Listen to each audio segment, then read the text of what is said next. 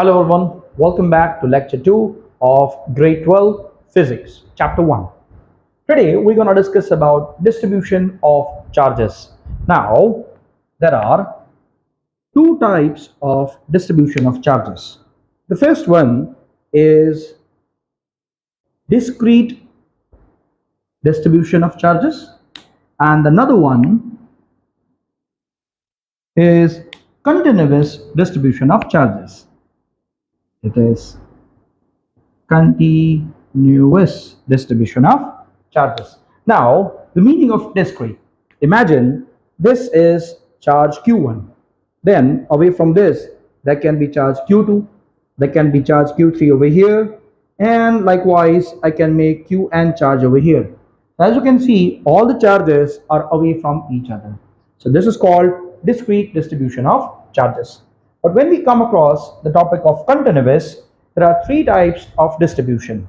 Say the first one is linear charge distribution. Right. The second one is surface charge distribution. And the third one is volume charge distribution.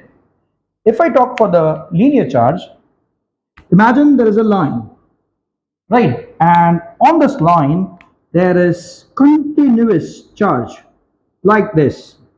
There's no space, but the charge is distributed all over the line. Then it is called linear charge distribution.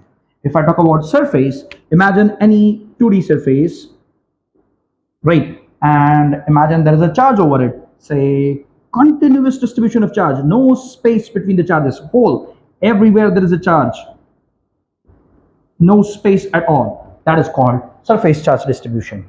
Then if I go for volume, imagine there is a cube, right? And this cube contains charge all over its volume. Here just you can imagine now. So that is what we call as volume charge distribution. To know more about these three, switch on to our next video.